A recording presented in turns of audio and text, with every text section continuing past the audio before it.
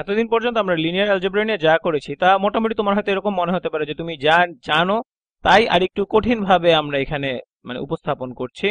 আমি আশা করে নিচ্ছি যে তোমরা তোমাদের ক্যালকুলাস প্রি ক্যালকুলাস ক্লাসে ইতোমধ্যেই মানে ভেক্টর নিয়ে কাজ করে এসেছো। তবে এই ভিডিওতে আমি এমন একটা কিছু করে দেখানোর চেষ্টা করবো যেটা তুমি হয়তো আগে কখনো দেখোনি, এবং এটা না জানলে তোমার জন্য লিনিয়ার অ্যালজেব্রার বিভিন্ন কাজ করা অনেক কঠিন হয়ে যেত। তাহলে চলো আমরা সেভাবেই শুরু করি, যেভাবে মানে তুমি জানো এমন একটা জিনিসকে ভিন্নভাবে প্রকাশ করার মাধ্যমে। তাহলে আমরা একটা ভেক্টর নেই। তাহলে আমি যে কোনো একটা ভেক্টর ভি নিলাম এবং আমি এখানে এটাকে মোটা না করে বোল্ড না করে আমি উপরে এই তীর চিহ্নটা দিলাম, যেটা দ্বারা আমরা বুঝি যে এটা একটা ভেক্টর। এখন আমি আমার ভেক্টরকে R2 এর জন্য সংজ্ঞায়িত করব। তাহলে ধরি আমার ভেক্টরটার উপাদান হচ্ছে 2 এবং 1, এবং আমি যদি এটাকে আদর্শ অবস্থানে বা স্ট্যান্ডার্ড পজিশনে আঁকি তাহলে সেটা দেখতে এরকম হবে। আমরা ডানে 2 ঘর যাব, উপরে 1 ঘর উঠবো। তাহলে এই রকম হচ্ছে আমার ভেক্টর ভি। এখন আমি তুমি এখন আমি যদি তোমাকে জিজ্ঞেস করি যে কতগুলো ভেক্টর এখান থেকে তৈরি করা সম্ভব, মানে দাঁড়াও আমি এখানে একটা সেটকে সংজ্ঞায়িত করি। তাহলে আমার সেটের নাম দিলাম আমি এস, এবং এটা হচ্ছে সেই সকল সম্ভাব্য ভেক্টর, মানে এই ভেক্টর আমি যদি কোনো ধ্রুবক দিয়ে গুণ করি বা কোনো স্কেলার সি দিয়ে গুণ করি সেটাই হচ্ছে এই সেট। এবং আমি এখানে বেশ আনুষ্ঠানিকভাবে এটাকে সংজ্ঞায়িত করব, এবং আমি এখানে বলতে চাচ্ছি যে সি এমন ভাবে যে সি হচ্ছে বাস্তব সংখ্যার একটি সদস্য। সি বাস্তব সংখ্যার একটি সদস্য। তাহলে এই সেটটাকে আমরা যদি গ্রাফে আঁকি তাহলে সেটা কিরকম হবে তার আগে আমরা দেখে নিই যে মানে আমরা কি বলছি এখানে। মানে আমরা তো সি তো যে কোনো সংখ্যা হতে পারে, তাই না? মানে আমরা যদি সি কে 2 ধরি তাহলে এখানে আমরা এটাকে 2 দ্বারা গুণ করব। আচ্ছা ধরো এটাকে একটু অন্যভাবে লিখি। আমরা আমাদের ভেক্টর ভি কে 2 দিয়ে গুণ করতে পারি, যেখানে ধরে নিচ্ছি সি সমান 2। তাহলে ভেক্টরটা হচ্ছে 4 2, এবং এটাকে যদি আমি গ্রাফে আঁকি তাহলে আদর্শ অবস্থানে আঁকবো। এটা হবে এইরকম একটা কিছু। এটা আমাদের আগের ভেক্টরের সাথে সমরৈখিক, শুধুমাত্র আগের ভেক্টর থেকে 2 ঘর বড় বা আকারে 2 ঘর বড়। এবং আমি অন্য কিছুও করতে পারতাম, মানে আমি ধরো 1.5 দ্বারা আমার ভেক্টর ভি কে গুণ করতে পারতাম। তাহলে গুণ করে আমরা কি পেতাম? আমরা এখানে পেতাম 2 গুণ এটা হতো 3 এবং 1.5। তাহলে সেটাকে আঁকলে কিরকম হতো? তাহলে আমি ডান দিকে 3 ঘর যেতাম এবং উপরের দিকে 1.5 ঘর উপরে উঠতাম। তাহলে এইরকম হতো। এবং আমি এটাকে যে কোনো কিছু দিয়ে গুণ করতে পারি। আমি এটাকে 1.4999 দ্বারা গুণ করতে পারি, এবং আমি তখন এখানে থাকবো। অথবা আমি এটাকে -.0001 দ্বারা গুণ করতে পারি। আচ্ছা এটাকে লিখে দিয়ে দাঁড়াও। অর্থাৎ আমি যদি এটাকে দশমিক 0.001 গুণ ভেক্টর ভি করতাম তাহলে কি হতো? এটা হতো এখানের এই ছোট্ট ভেক্টরটা। আমি যদি -.01 দিয়ে করতাম তাহলে বিপরীত দিকের এই ছোট্ট ভেক্টরটা পেতাম। এবং আমি যদি -10 দ্বারা গুণ করতাম তাহলে আমি একটা ভেক্টর পেতাম যেটা এইভাবে এই দিকে চলে যায়। তার মানে কি দাঁড়াচ্ছে? আমি যদি এই সেটের জন্য মানে সি এর যে যাবতীয় মানের জন্য আমরা এখানে ভেক্টর রাখতে যাই তাহলে আমরা কি পাবো? আমরা মানে বিভিন্ন দিকে কি বলবো, বিভিন্ন দিকে বিভিন্ন ভেক্টর পাবো। তাহলে সেটা মানে বিভিন্ন দৈর্ঘ্যের হতে পারে। তাহলে এটা অনেকটা এইরকম একটা লাইন হবে বা এরকম একটা রেখা হবে। আমি একটু ঠিক করে রাখতে চাচ্ছি এটাকে। তাহলে এটা এই সবুজ রেখাটার মতো একটা রেখা হবে, এরকম একটা লাইন। অর্থাৎ এটা হচ্ছে একটি সমরৈখিক ভেক্টরের সেট। আমি এটাকে লিখে দিচ্ছি। এটা হচ্ছে সমরৈখিক বা কো-লিনিয়ার ভেক্টরের সেট। এখন মানে এটা তখনই হবে যখন আমরা যদি এদেরকে অবস্থান ভেক্টর হিসেবে চিন্তা করি। ধরো এই ভেক্টরটা এটা মানে R2 তে যে কোনো একটা বিন্দুকে নির্দেশ করে, এবং আমাদের R2 হচ্ছে এই কার্তেশীয় তল মানে প্রতি দিকে। এটা হচ্ছে আমাদের R2, এবং আমরা এটাকে একটা অবস্থান ভেক্টর হিসেবে দেখি। এখানে যে ভেক্টরটা আছে এটা লিখতে যেটা পজিশন বা অবস্থান ভেক্টর হিসেবে দেখি, এবং আমরা যদি এটাকে একটা R2 এর স্থানাঙ্ক হিসেবে বিবেচনা করি তাহলে এই সেটটাকে যদি আমরা মানে গ্রাফে আঁকি তাহলে এটা হবে এই পুরো লাইনটা। অর্থাৎ এই পুরো লাইন ধরে, এবং আমি এখানে মানে খুব পরিষ্কার থাকতে চাই এই ব্যাপারে, কারণ মানে এখানে এটা হচ্ছে একটা লাইন যেটার ঢাল বা স্লোপ হচ্ছে 2। দুঃখিত, এটার ঢাল হচ্ছে 1.5। মানে তুমি যখন 2 ঘর ডান দিকে যাও তুমি 1.5 ঘর উপরে উঠো। আমি এখানে মানে বেশি সহজ করে কিছু বলতে চাচ্ছি না। আমি এখানে মূলত এটাই বলতে চাচ্ছি যে এই যে আমাদের ভেক্টরের সেট এখানে যেটা আছে এটাকে আমরা যদি এভাবে আঁকতে যাই তাহলে আমরা এটাকে এরকম লাইন আকারে আঁকতে হবে, এবং এবং এদেরকে অবশ্যই আমাদের আদর্শ অবস্থান বা স্ট্যান্ডার্ড পজিশনে আঁকতে হবে। এবং সেটা যদি আমরা মানে পরিষ্কার করে না বলি, কারণ সেটাকে আমরা তাহলে যে কোনো জায়গায় আঁকতে পারি, কিন্তু এটাকে আমাদের আদর্শ অবস্থানে আঁকতে হবে। কারণ আমি যদি মানে এই 4 2 এই ভেক্টরটাকে মানে মানে অআদর্শ অবস্থানে আঁকতাম তাহলে এটাকে এইরকম হতো, এবং তখন মানে এদের যে সমরৈখিকতা সেটা তুমি খুব একটা বুঝতে না। যার জন্য আমি এটাকে এভাবে আঁকাটা পছন্দ করি, মানে একদম মানে শূন্য বিন্দু বা অরিজিন থেকে শুরু হবে এবং তারা সব একই দিকে মানে যেদিকে যা যে বিন্দুকে নির্দেশ করে সেই দিকে যাবে এবং একই রেখার উপর থাকবে। এটাই আমি মূলত বুঝাচ্ছি যে কোলিনিয়ার ভেক্টর দ্বারা, এই জিনিসটাই মানে পজিশন ভেক্টর দ্বারা আমি এটাই বুঝাচ্ছি। এদেরকে পজিশন ভেক্টর হতে হবে এমন কোনো কথা নেই, তবে মানে গ্রাফে জিনিসটা বোঝার জন্য পজিশন ভেক্টর হলে আমাদের সুবিধা হবে।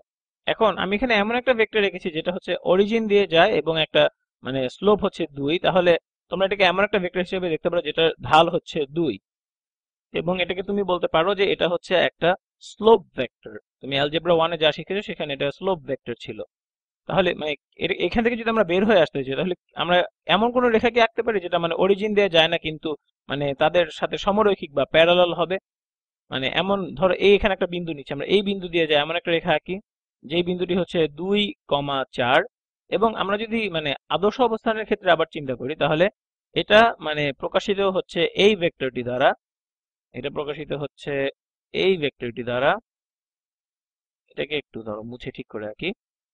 তাহলে এটা এই বিন্দুটা প্রকাশিত হচ্ছে এই ভেক্টরটি দ্বারা, যেটা হচ্ছে আচ্ছা এটার নাম দেই এক্স। এটা ভেক্টর এক্স দ্বারা প্রকাশিত এবং ভেক্টর এক্স সমান হচ্ছে 2,4। তাহলে এখন কি হবে, আমরা যদি এই বিন্দু দিয়ে এমন একটা রেখা আঁকি যেটা এই রেখার সাথে প্যারালাল, তাহলে সেটা দেখতে কিরকম হবে। আমি সেই রেখাটাকে এখানে আঁকার চেষ্টা করছি। তাহলে এখানে আমি রেখাটা আঁকার চেষ্টা করছি। আমি এটাকে যতটুকু সম্ভব প্যারালাল করে আঁকার চেষ্টা করছি। তাহলে এটা মনে হয় তুমি ধারণাটা পেয়ে গেছো। তাহলে এটা হচ্ছে সেই রেখাটা, তাহলে এটা হচ্ছে আমার সেই ভেক্টর। এখন মানে এই ভেক্টরের সেটকে আমি কিভাবে সংজ্ঞায়িত করব, মানে যদি আমি এই ভেক্টরটাকে আদর্শ অবস্থানে আঁকতাম তাহলে এটার ভেক্টরের সেটগুলোকে আমি কিভাবে প্রকাশ করব। তুমি এটাকে এভাবে ভাবতে ভাবতে পারো যে তোমার কাছে যদি যে কোনো ভেক্টর থাকে যেটা যেটা তোমার এই লাইনের উপর অবস্থিত, এবং সেটার সাথে আমি যদি এক্স ভেক্টরটাকে যোগ করে দেই, মানে সেই লাইনের উপর আঁকা ভেক্টরের সাথে আমি যদি এক্স ভেক্টরটাকে যোগ করে দেই, তাহলে আমি সেই বিন্দুতে থাকবো যেখানে আমি থাকতে চাচ্ছি। ধরি যে আমি আমি এখানে থাকতে চাচ্ছি এই হলুদ ভেক্টরটাতে। এটা হচ্ছে -2 গুণ -2, এটা হচ্ছে -2 গুণ আমার ভেক্টর ভি। এটা সমান তাহলে কত হবে, -4 -2। তাহলে এটা হচ্ছে এই এখানের এই হলুদ ভেক্টরটা। তাহলে এরপর যদি আমি এটার সাথে এক্স কে যোগ করে দেই, এরপরে যদি এটার সাথে আমি এক্স কে যোগ করে দেই, মানে আমার এখানে আছে কি -2v, এটা হচ্ছে আমার ভেক্টর। এটার সাথে আমি যদি এক্স কে যোগ করে দিই অর্থাৎ এই 2 4 এই ভেক্টরটাকে যোগ করে দেই, তাহলে আমি কোথায় যাব, তাহলে আমি ডান দিকে 2 ঘর যাব এবং উপরে 2 ঘর যাব, অর্থাৎ এখানে থাকবো। এবং আমি যদি এটাকে মানে সংযুক্ত করে আঁকি তাহলে আমি এই অবস্থানে থাকবো এবং এটা ওই লাইনের একটা বিন্দুতে থাকবো। তাহলে যখন আমি আমার এই সবুজ রেখাটাকে সেটের আকারে লিখছিলাম তখন আমরা এইভাবে লিখছিলাম যে সি গুণ আমাদের ভেক্টর ভি, এবং এর ফলে আমরা এই সবুজ ভেক্টরটা পেয়েছিলাম যেটা আমাদের অরিজিন দিয়ে যায়। যাই হোক, এখন তাহলে আমি একটা নতুন ভেক্টরকে এখানে সংজ্ঞায়িত করব। ধরি নতুন ভেক্টরটার নাম হচ্ছে এল, যেটা লাইনের জন্য এল। সেটা হচ্ছে সেই সকল ভেক্টরের সেট, এখানে হচ্ছে ভেক্টর এক্স, দেখো আমি এটাকে বোল্ড না করে মানে তীর চিহ্ন দিয়ে রেখেছি। তাহলে ভেক্টর এক্স যোগ, আমরা এখানে সি লিখতে পারি কিন্তু আমি এখানে টি লিখবো কারণ আমরা এখানে যে কাজটা করতে যাচ্ছি সেটাকে বলা হয় প্যারামেট্রাইজেশন। তাহলে এটা হচ্ছে যে কোনো স্কেলার টি গুণ আমাদের ভেক্টর ভি এমন ভাবে যে অর্থাৎ such that টি হচ্ছে যে কোনো একটা বাস্তব সংখ্যার সদস্য। এটা তাহলে কি, এটা হচ্ছে আমাদের এই নীল রেখাটা, এই যে আমাদের নীল লাইনটা আছে এটাই হচ্ছে এখানের এই সেটটা। উদাহরণস্বরূপ দেখো আমি যদি মানে এখানে টি যদি -2 হয় তাহলে এটাকে যদি -2 দিয়ে গুণ করি তাহলে আমি এখানে আসি, এবং তার সাথে যদি আমি এক্স যোগ করি তাহলে আমি এখানে যাই। তাহলে আমার ভেক্টরটা হচ্ছে যেটা শেষ বিন্দুটি হচ্ছে এখানে, তাহলে ভেক্টরটা এরকম এবং শেষ বিন্দুটি এই লাইনের উপর অবস্থিত। এবং আমি এটাকে যে কোনো কিছু দিয়ে করতে পারি, মানে আমি যে কোনো ভেক্টর নিতে পারি এবং যে কোনো ভেক্টর ভি নিতে পারি, তার সাথে যে কোনো একটা স্কেলার গুণিতক গুণ করে তার সাথে আমি এক্স কে যোগ করে দিতে পারি, তাহলে সেটা এরকম হয়ে যাবে। অর্থাৎ এটা আমাদের এই লাইন এল এর উপরে যে কোনো একটা বিন্দুকে নির্দেশ করবে। তাহলে মানে আমার এখানে যে সেটটা আছে এটা হচ্ছে একটা ভেক্টরের সেট, এবং এদেরকে যদি আমি আদর্শ অবস্থানে আঁকি, এই ভেক্টরগুলোকে যদি আমি আদর্শ অবস্থানে আঁকি তাহলে তারা সবাই এই নীল লাইনটার উপরে যে কোনো একটা বিন্দুকে নির্দেশ করবে, নীল লাইনের উপর যে কোনো একটা বিন্দুকে নির্দেশ করবে। এখন তুমি হয়তো বলতে পারো যে এটা তো অনেক কঠিন একটা পদ্ধতি হয়ে গেল একটা লাইনকে খুঁজে বের করার। আমরা তো অ্যালজেব্রা 1 ক্লাসে খুব সহজভাবে শিখে এসেছিলাম যে mx প্লাস b, এখানে আমরা মানে দুটো বিন্দুর ব্যবধান বের করে সেখান থেকে আমরা লাইনটা বের করতাম, এটা তো খুব সহজ ছিল। মানে এখানে যেটা তোমরা শিখেছিলে সেটা তো তোমরা ক্লাস 7-8 এ শিখে এসেছিলে এবং এটা খুব বেশি সহজ ছিল।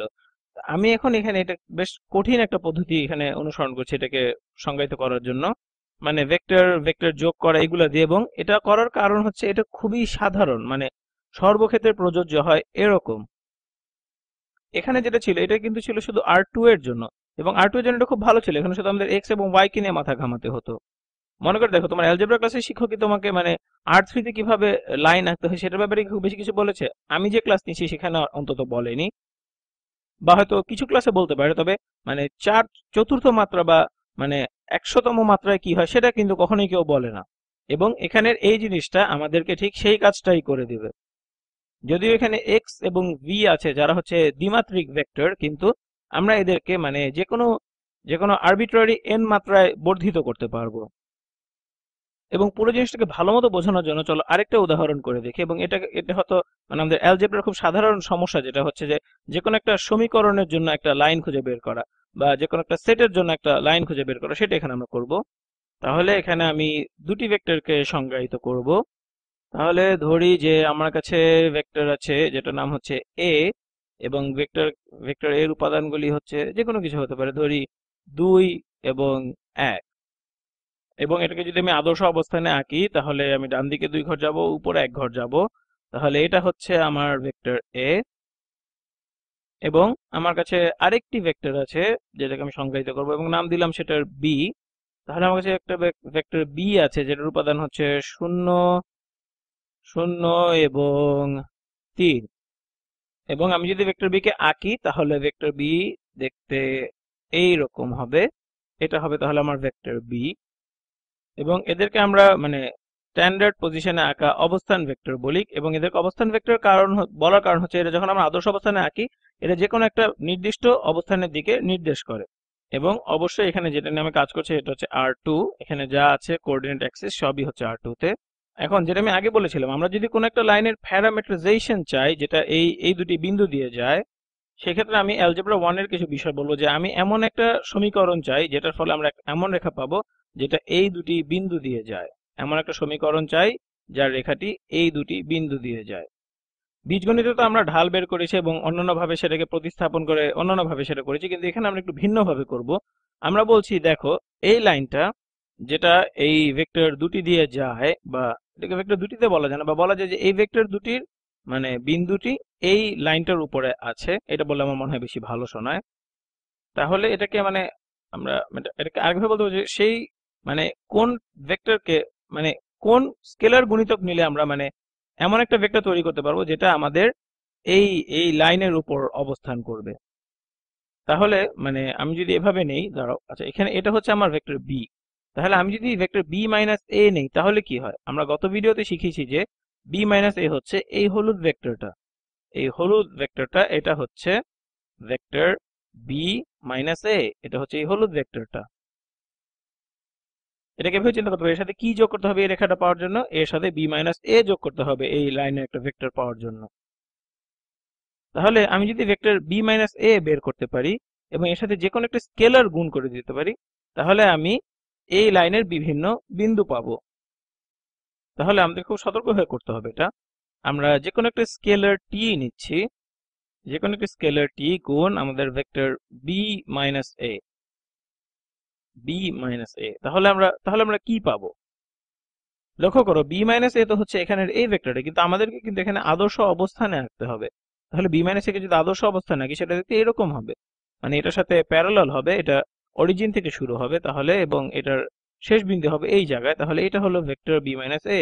এখন যদি আমরা ভেক্টর বি মাইনাস এর সাথে কোনো স্কেলার গুণ করি তাহলে আমরা এমন কতগুলো ভেক্টর পাবো যা এই লাইনটার উপর অবস্থান করে। এই যে হলুদ লাইনটা আমি আঁকছি এই হলুদ লাইনটার উপর অবস্থান করে।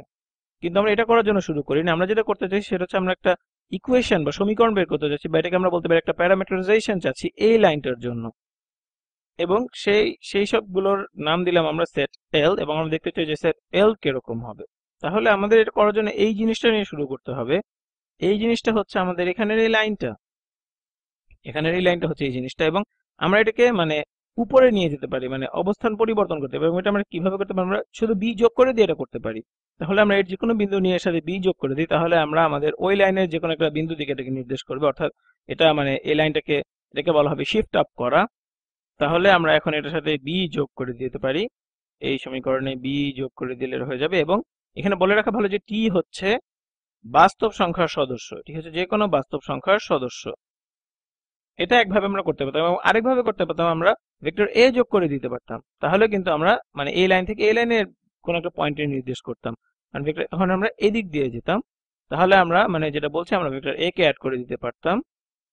তাহলে আমরা এখানে ভেক্টর এ যোগ করতে পারতাম এই লাইনটার সাথে, যেটা হচ্ছে টি গুণ বি মাইনাস এ, যেখানে টি হচ্ছে বাস্তব সংখ্যার সদস্য।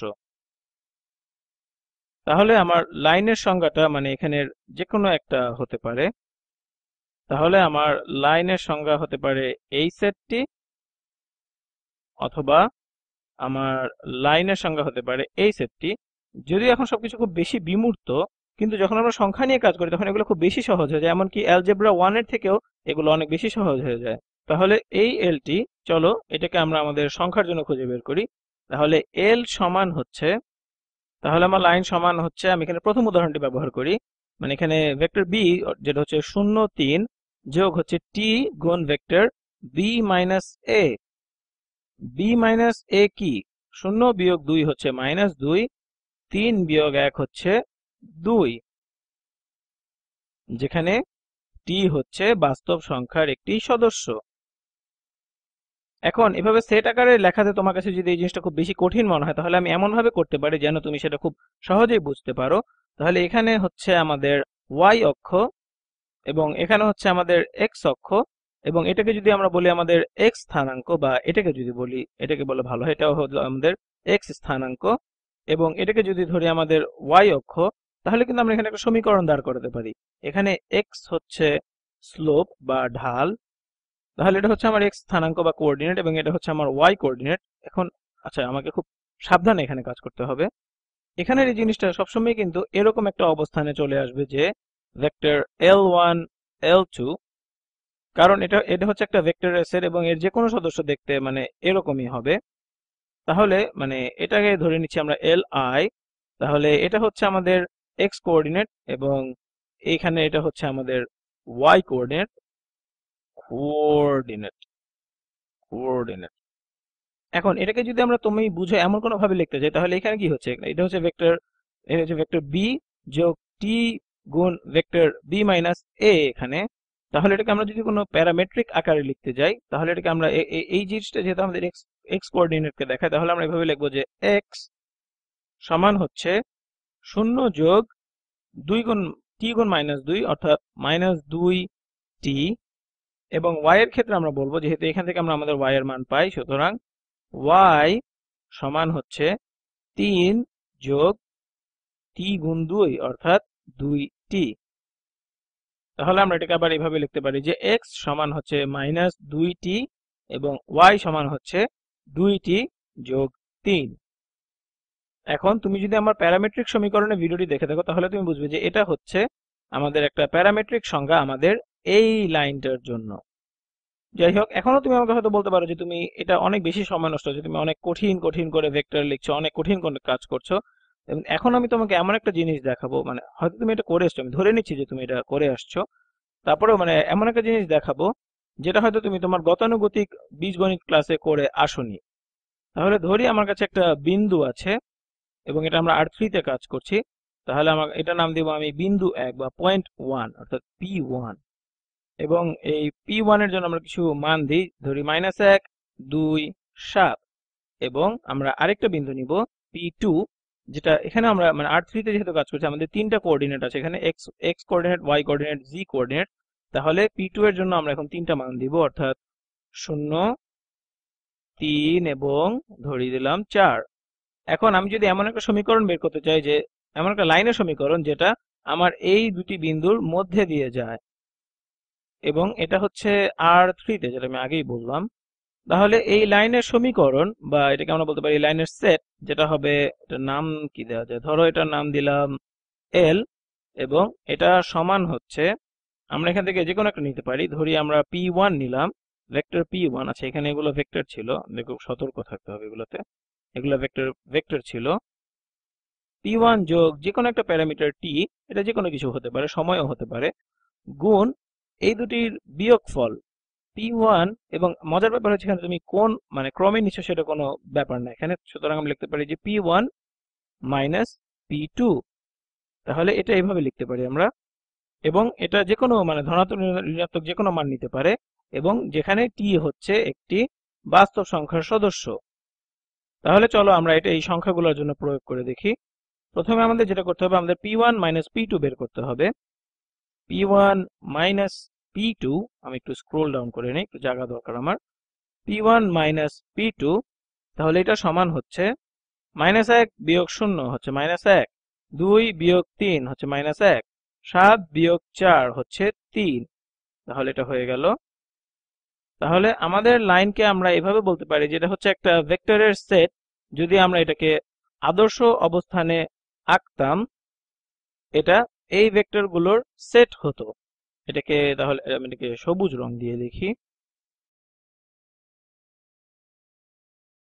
এটা হচ্ছে -1 2 7 যোগ টি গুণ এই ভেক্টর, অর্থাৎ -1 -1 3, টি গুণ -1 -1 3, যেখানে অথবা এমন ভাবে যে টি হচ্ছে বাস্তব সংখ্যার একটি সদস্য।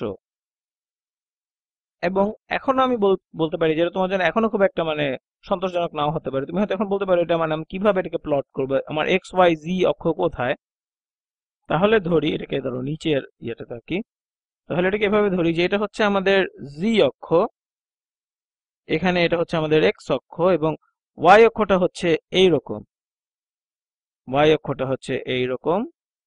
তাহলে এটা হচ্ছে আমাদের ওয়াই অক্ষ। এখন আমি এটাকে হয়তো এখানে গ্রাফ করব না, কিন্তু আমি এখানে বলে দিতে পারি যে এক্স এর জন্য আমাদের এই অংশটা ব্যবহার করব আমরা, এখান থেকে আমরা আমাদের এক্স এর মান পাবো। তাহলে আমরা এখানে এভাবে লিখতে পারি যে, আচ্ছা আমরা এটা এখান থেকে পাবো এই জিনিসটা থেকে, তাহলে আমরা এভাবে লিখবো যে এক্স সমান হচ্ছে -1, এখানে সবুজ রং দিয়ে করছি, -1 যোগ -1 গুণ টি, -1 গুণ টি, এটা হচ্ছে আমাদের এক্স কোঅর্ডিনেট, এবং আমাদের ওয়াই কোঅর্ডিনেট এটা আমাদের এখানের এই জিনিসটা দ্বারা নির্ধারিত হবে, এই অংশটা দ্বারা। তাহলে আমরা লিখতে পারি যে y সমান, এটাকে আমি এভাবে লিখতে পারি, y সমান হচ্ছে 2 যোগ -1 গুণ t, এবং আমাদের সর্বশেষ অক্ষ যেটা হচ্ছে আমাদের z অক্ষ, এটা আমাদের এখানের এই জিনিসটা দ্বারা নির্ধারিত হবে, এই যে নীল নীল দাগ দিয়ে চিহ্নিত করে দেওয়া এই অংশ থেকে নির্ধারিত হবে। এবং আমরা বলতে পারি যে z সমান হচ্ছে 7 যোগ 3t, 3 গুণ t।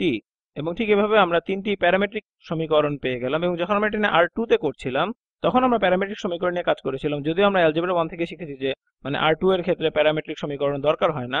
এবং যখন তুমি R3 তে কাজ করছো, তখন তোমাকে অবশ্যই মানে প্যারামেট্রিক সমীকরণের মাধ্যমে একটা লাইনকে সংজ্ঞায়িত করতে হবে।